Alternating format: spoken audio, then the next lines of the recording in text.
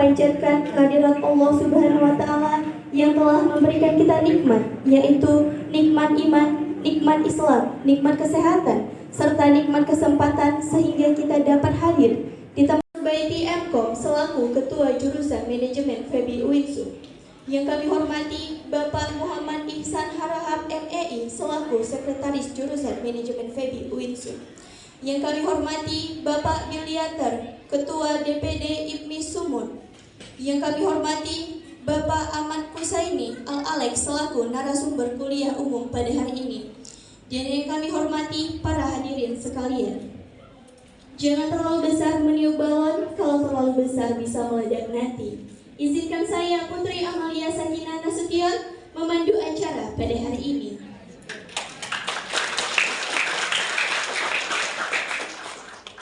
Adapun susunan acara kuliah umum pada hari ini yaitu yang pertama opening ceremony yang dibawakan oleh saya Putri Amalia Sakinah Nasution, dilanjutkan oleh menyanyikan lagu Indonesia Raya dan Mars UINSU dipimpin oleh Kaila Nina Afrina, dilanjutkan dengan pembacaan ayat suci Al-Quran oleh Saudara Pardamian Halomoan Pasaribu, dilanjutkan dengan pembacaan doa oleh Saudara Angga Lesmana, dilanjutkan dengan laporan Ketua Program Studi Manajemen oleh Ibu Dr. Nurbaiti Mkom, dilanjutkan dengan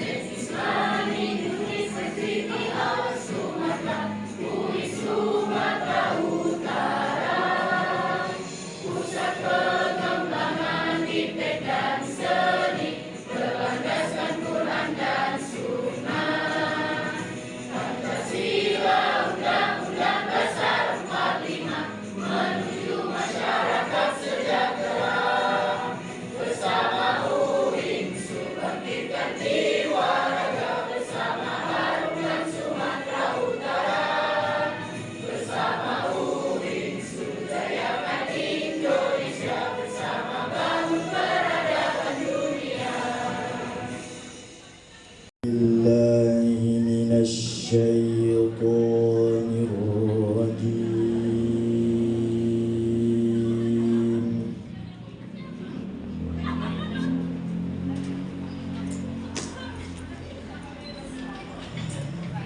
بسم الله الرحمن الرحيم.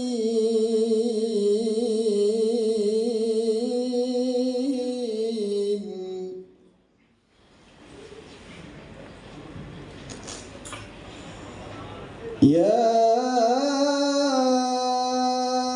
أيها الذين آمنوا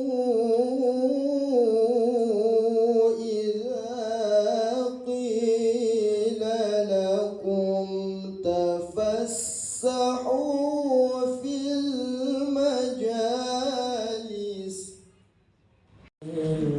بسم الله الرحمن الرحيم.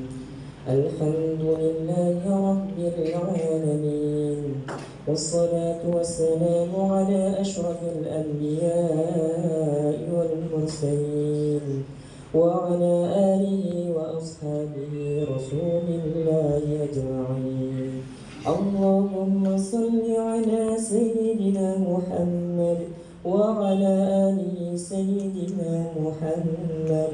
اللهم اغفر لنا ذنوبنا وذنوب والدينا وارحمهما كما ربيانا صغيرا، ولأجدادنا ولجداتنا ولمشائخنا ولأساتذتنا ولجميع المسلمين والمسلمات والمؤمنين والمؤمنات الأحياء منهم والأموات برحمتك يا أرحم الراحمين. اللهم لا سهل إلا ما جعلته سهلا، وأنت تجعل الحسن إذا شئت سهلا. اللهم إنا نسألك سلامة في الدين وعافية في الجسد وزيادة في العلم وبركة في الرزق وتوبة قبل الموت ورحمة عند الموت ومغفرة بعد الموت. اللهم هون علينا في سكرات الموت والنجاة من النار والعفو عند الحساب. اللهم Alhamdulillah, puji syukur kita panjatkan kehadirat Allah Subhanahu wa Ta'ala. Pada pagi yang berbahagia ini, Allah beri kita kesehatan, kesempatan, dan petunjuk sehingga kita bisa melaksanakan kegiatan kuliah umum program studi manajemen Fakultas Ekonomi dan Bisnis Islam UIN Sumatera Utara Medan. Salawat berangkai salam, mari sama-sama kita hadiahkan kepada junjungan kita Nabi besar Muhammad SAW. Semoga kita mendapat syafaat beliau di hari akhir kelak. Amin ya robbal alamin. Yang pertama-tama, mari sama-sama kita hormati Bapak Dekan Fakultas Ekonomi dan Bisnis Islam, Bapak Dr. Muhammad Sukri Albani MA, Bapak Ibu Wakil Dekan 1, Ibu Dr. Marlia MAG. Kemudian hadir juga bersama kita para pengelola prodi di lingkungan PB, Ketua Program Studi Perbankan Bu Tuti, ada Bu Indah, kemudian ada Pak Imsar dan Bu Yeni, kemudian hadir juga para sekretaris prodi, Pak Isan, Pak Ibu Rahmi dan Pak Hendra, Pak Latif ya, kayak absen ya, dan Ibu dosen kita berhadir bersama. Semua khusus dari prodi di lingkungan PB. Mungkin kita berikan oplos lah kepada bapak-bapak narasumber kita ya, yang memilih dan yang menjatuhkan pilihan kepada mahasiswa-mahasiswa di lingkungan PB untuk mengikuti kegiatan sertifikasi ini. Kegiatan sertifikasi profesi ini sangat penting sekali ya. Mungkin ini kita sampaikan kepada anak-anak kita bahwa di dalam penilaian borang itu ada diminta nanti isian datanya terkait berapa persen mahasiswa kita yang mempunyai sertifikasi profesi, baik itu dosen dan mahasiswa. Maka kita sangat berbangga sekali kita dikasih pilihan, dikasih tunjuk prodi kita dan mahasiswa PB terutama yang menjadi peserta sertifikasi ini. Dan ini gratis gratis ya Bapak Ibu. Biasanya kalau di luar ini berbayar ya. Nah, ini kita gratis, dapat sertifikasi, dapat ilmu, kemudian dapat kegiatannya di hotel ya. Jadi sangat disayangkan sekali apabila anak-anak kami. Assalamualaikum warahmatullahi wabarakatuh.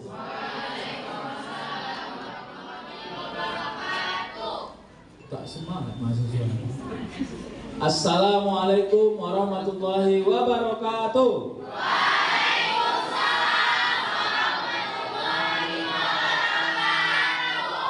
Hamdan wa syukran lillah, salatan wa salaman ala rasulillah, la nabiyya ba'dah, asyhadu an la ilaha illallah wa asyhadu anna muhammadan abduhu wa rasuluh. Hasbunallahu wa ni'mal wakil, ni'mal maula wa ni'mal nasir, wa la haula wa la quwwata illa billahil aliyyil azim. Pak Alex yang saya muliakan sudah hadir ke UIN Sumatera Utara, Fakultas Ekonomi dan Bisnis Islam. Mudah-mudahan Bapak sehat selalu ya Pak. Insya Allah keliling Indonesia. Kalau perlu ajak saya Pak. Pak Yuliate dari DPD IPMI Sumut, ya, Ibu Wakil Dekan 1 Bu Marlia, Bu Dr. Betty, manggilnya Kak Betty aja. Ya, Pak Kabak TU dan seluruh yang hadir di sini, Kaprodi, Sekprodi dan seluruh mahasiswa. Wicu, Ibu Wakil Dekan 1, Ketua Program Studi dan seluruh jajaran. Yang kami hormati juga Pak narasumber, Pak Alex. Ya, sama Bu, saya juga kurang hafal. Agak panjang, tapi saya dibilang Pak Alex ya. Sebagai Ketua Umum juga, Ketua Umum IPMI Ikatan Pemandu Museum Indonesia yang bertempat di Jakarta, dihadirkan kembali karena saya Ketua DPD IPMI Sumut, jadi saya harus mendampingi beliau. Ya. Yang pertama-tama saya memperkenalkan diri, nama saya Yuliate Stukir, Ketua DPD IPMI Sumut. Saya juga bekerja di Museum Negeri Provinsi Sumatera Utara ya, sebagai Kepala Seksi Koleksi Edukasi. Tadi saya diajak Pak Ketua ke WINSU, kasih kuliah umum. Saya masuk, tadi telepon Bu Nurbaiti, masuk ke jurusan ekonomi dan bisnis. Saya bingung, Bu, ini pemandu museum kok ekonomi dan bisnis gitu ya. Generasi Z dan semangat wirausaha. Ya baik, jadi kalau saya itu sudah nggak jadi generasi Z lagi, tapi anda ini yang masih kuliah, ya itu adalah yang merupakan generasi Z. Nah kalau saya sebelumnya ya, dan mungkin bapak ibu dosen pun masih muda juga ya. Aku lihat, saya lihat Pak dekannya itu kan masih muda banget gitu ya. Saya bingung, ini Pak Dekan atau ponakan saya? Iya. Tapi suwet ya, masih muda banget ya. Ampun ya.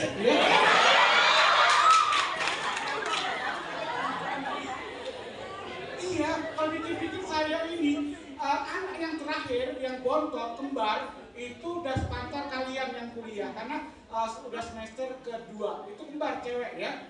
Jadi saya yang bontot, yang pertama udah bekerja di Istana Bogor ya, sehingga saya itu udah tua ya. Cuman karena orangnya sering humor bapak ya, jadi agak tua seperti ini ya. Itu salah satu entrepreneurship ya, karena banyak ya wira swasta itu dari mungkin usaha, kemudian juga dari usaha itu macam-macam bentuknya. Nanti ada akan tahu sendiri ya. Jadi tugas saya kemarin adalah memberikan motivasi ya, semangat ya. Jadi jangan patah semangat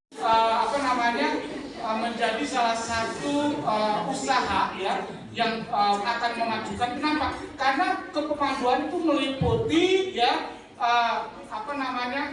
informasi, mengedukasi, kemudian juga menunjukkan, memimpin dan juga menghibur. Kenapa hal seperti itu? Karena menunjukkan itu berbeda dengan mengedukasi. Nah, kalau para dosen itu adalah mengedukasi, maka termasuk kepemanduan, ya. Kemudian juga para guru, ya, dan juga para MC, ya, ada juga para moderator, itu juga termasuk kepemanduan. Kenapa? Karena memimpin, ya, memimpin jalannya acara. MC juga memimpin, moderator adalah memimpin juga, ya.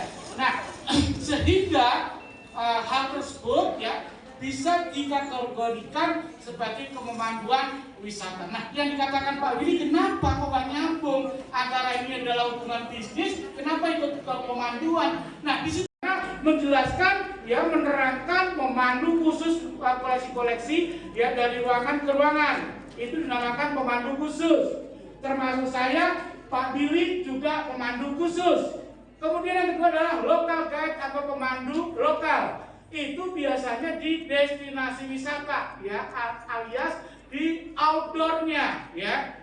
Dan di sana bukan ruangan lagi, tapi zona, ya. Zona A, B, dan kalau misalkan di Ragunan itu ada zona harimau, zona gajah. Nah itu disebut dengan nama pemandu local guide, ya. Bedanya khusus di dalam ruangan dan di luar ruangan. Kemudian yang ketiga adalah pemandu, ya, prawisata muda. Artinya seorang pemandu itu bertugas di kabupaten atau di tingkat provinsi. Hanya lingkup provinsi itu aja. Misalkan Sumut, ya Sumut, nggak boleh keluar dari Sumut, ya, karena memang tingkatannya seperti itu.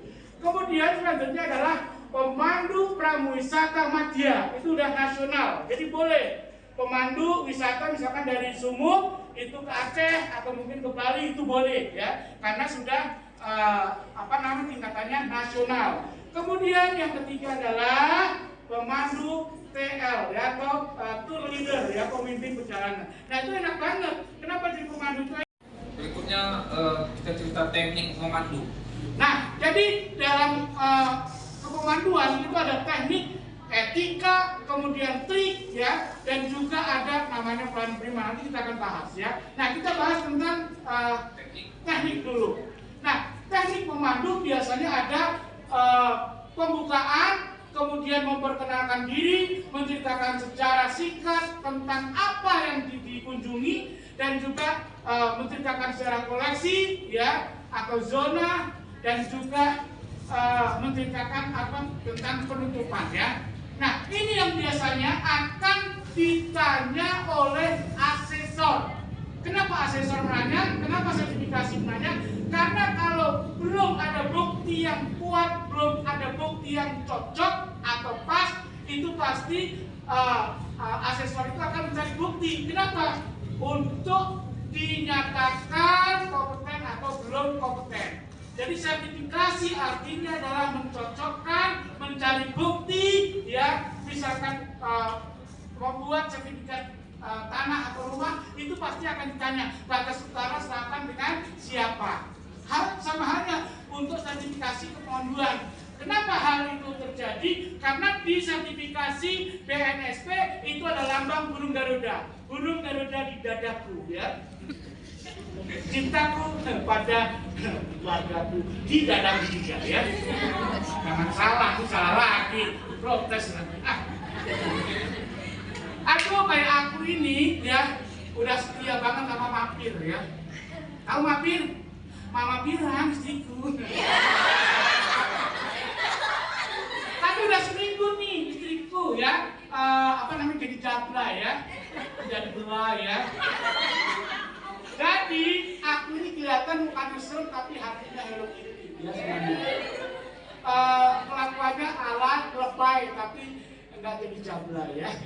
Aduh, luar biasa, ya, jelas, ya. Jadi nanti kalau kalian mengikuti sertifikasi, itu akan mendapatkan sertifikat yang udah berlogo burung Garuda, artinya nasional. Kau tangan dong, ya. Nah, di sini ini itu berarti kan rempong itu mau bawa namanya trik kan begitu, ya. Nah, misalkan contoh, baiklah Bapak Ibu, sekarang kita sampai di ruangan lukisan S. Sujoyono tentang perangnya antara pasukan Mataram melawan Belanda. Menurut, ya, versi Indonesia, yang Peter Sungkun meninggal karena dibunuh oleh prajurit Mataram. Tapi kalau menurut versi Belanda, J.P. Kun meninggal karena kena penyakit kolera, ya. Tapi semuanya benar Bapak Ibu. Intinya J.P. Kun mati. Nah, akan mengatakan ini baru pindah ke ruangan lain. Tiap ruangan kalau pemandu punya trik. Ini yang belakang kenapa mulu melang sih?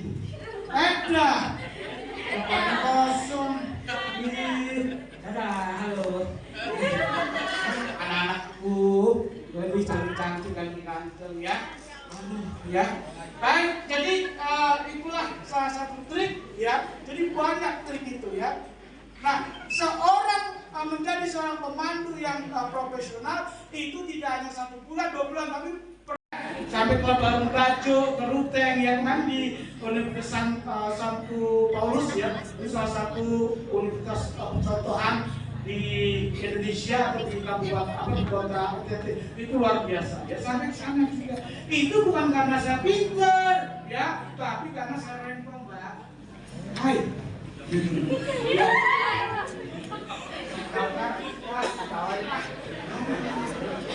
Terus ya, kita lagi, kemudian lanjut. Ya. Ini pelayanan prima. Nah, baik, di dalam kepemanduan ada namanya pelayanan prima. Artinya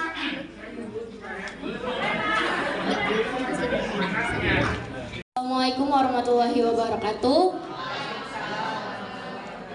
Perkenalkan, nama saya Khairani dari manajemen 4E. Pertanyaan saya yang ingin saya tanyakan kepada Pak Alex yaitu saya udah lihat dari berita bahwasanya IPMI itu secara resmi berdiri pada tanggal 8 Januari 2019 dan sekitar 4 tahun sudah berdiri pada tahun ini. Pertanyaannya yaitu bagaimana pengaruh kualitas pelayanan pemandu museum terhadap kepuasan para pengunjung sejak berdirinya IPMI. Terima kasih, Pak. baik, nanti dulu ya tanya berikutnya, ini saya jelasin dulu biar satu. Jadi pengaruh, kamu kok tahu sih itu tanggalnya saya aja hafal. Ini berarti ini update banget nih, luar biasa, kasih nilai 100 ya. Ini saya sendiri aja ketua umumnya lupa ya kapan berdirinya ya.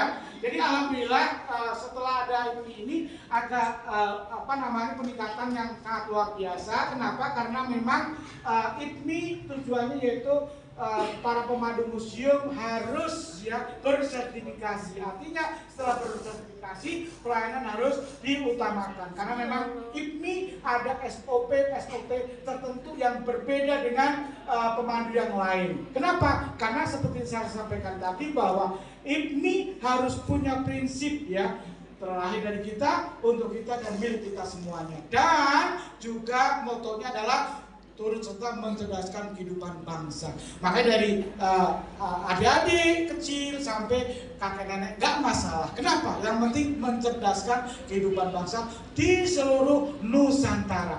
Makanya ketua umumnya mau nggak mau harus capek. Kalau nggak mau capek, ya udah harus jadi ketua umum. Udah tidur aja di rumah ya. Gitu. Karena tanggung jawabnya besar, tanggung jawab berat. Ya. Assalamualaikum warahmatullahi wabarakatuh. Waalaikumsalam warahmatullahi wabarakatuh. Perkenalkan, nama saya Tio Rizky Siagian, saya dari kelas manajemen 4A. Di sini saya bertanya, Pak, kalau kita lihat bersama peluang bisnis pariwisata untuk pemandu ini terbuka lebar dan juga sangat menjanjikan untuk kedepannya. Saya bertanya, Pak, bagaimana cara kami sebagai mahasiswa agar bisa mencontoh Bapak agar kami tidak menjadi grogi lagi dan juga bisa memulai seperti yang Bapak sekarang ini gitu, Pak. Baik, terima kasih. Ini pertanyaan bagus juga ya. Dimanapun ya pemandu pemula yang memulai itu pasti akan grogi ya. Saya pun juga grogi zaman dulu ya. Cuman dulu, kalau sekarang udah nggak grogi lagi. Nah, cara-cara tip untuk supaya tidak grogi yaitu latihan diri sendiri di rumah, baik itu cara memandu, baik itu materi. Misalkan kalian itu sedang magang di salah satu destinasi wisata atau salah satu museum, dihafalkan itu koleksinya, kemudian cara-cara memandu juga dihafalkan ya, lewat kaca ya, di depan kaca dan lain sebagainya, sehingga dari itu ya itu tidak akan grogi. Nah, kemudian kesempatan dalam kepemanduan wisata itu memang sangat luar biasa. Itu tergantung diri kalian sendiri. Kenapa tergantung itu? Karena di situ ada faktor PD-nya. Jadi kalau pemandu itu adalah yang pertama adalah PD, materi itu nomor 2 ya. Kenapa? Karena kalau udah PD itu bisa ngomong ngalor ngidul ya kemana saja ya, bisa mengalihkan pembicaraan orang itu gimana caranya. Nah itu makanya satu-satunya museum di Indonesia yaitu yang sudah mendapat rekor dunia adalah Museum Kesejaraan Jakarta dan juga IPMI. Kenapa? Karena ketika masa pandemi menciptakan PKL atau magang online Nusantara sampai 5.000 lebih ya PKL atau